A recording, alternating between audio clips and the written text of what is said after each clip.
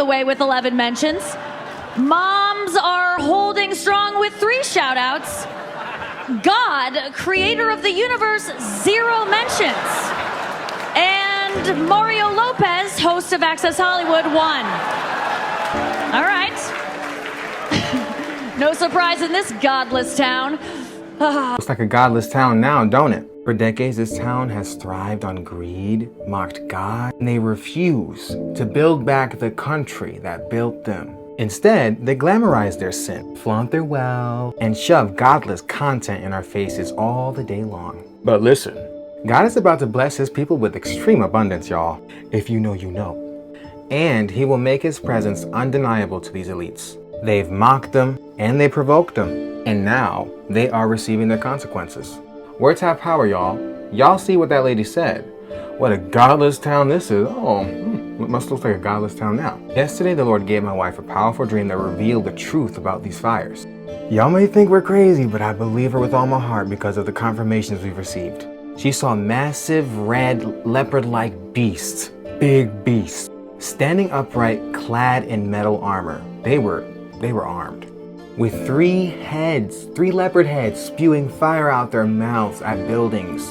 These beasts roared at the sky and they used their giant red wings to make the winds intense. At first, I thought it was like a message from the Lord, like maybe this could be Brazil and China working in cahoots and invading us in the future, because she said the leopards were red and they were like tanks, you know, like big beasts.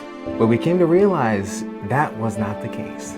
Because in the same dream, my wife seen Will Smith and his son. His son was really young in this dream, and Will Smith kept checking on him anxiously throughout the night to see if he was alive. I understood this as Hollywood's corruption and their trafficking of children. I'm sorry for Will Smith's son. I don't know what happened to him, but please give your life to Jesus. These LA fires are not a random event. God's justice is being poured out on a city and an industry that has shoved their godless content in our faces for decades. There is intense issues of greed in this country also. Notice how it's the rich people neighborhoods that are affected by all this. And I believe an economic collapse is coming. So keep mocking God, y'all. Keep mocking God, because there's an economic collapse coming, and when it comes, these people will never be able to buy another place again.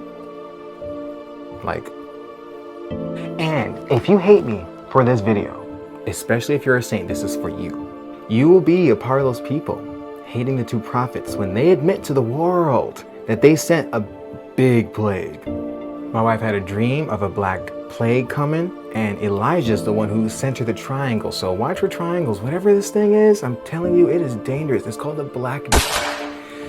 I should never say that. Well, I hope this still goes out. We are living in the days of Elijah, whether you like it or not. And more is to come. More hate for Christians are going to come, because a lot of saints are prophesying these things, and a lot of saints are going to prophesy more because nobody wants to repent. The rich don't want to give, the poor want to stay poor. But the blame here is really on the rich greedy. They just refuse to build back the country that built them. I believe wholeheartedly that this whole economic situation that we're going through right now could have been avoided if CEOs weren't making 90% more than their employees. Oh, and management, lower management making 70% more than their lower employees. When the money becomes worthless, things get tight. And you know, I believe the Lord really wants to stop this fight. He wanted to stop it like early on, but as I was watching these videos, I was like, man, they just keep on with these jokes, these godless jokes, these mocking jokes. When a nation turns against God, he turns them over to wicked and evil, lazy leaders. And we see that happening. So I'd say, just give your life to Jesus, repent through fasting and prayer, because that's really the only way, and humble yourselves before the Lord. That's about it. Because when the 2 prophets come, the church is going to be clothed in sackcloth. I promise you that, mark my words. And they're close.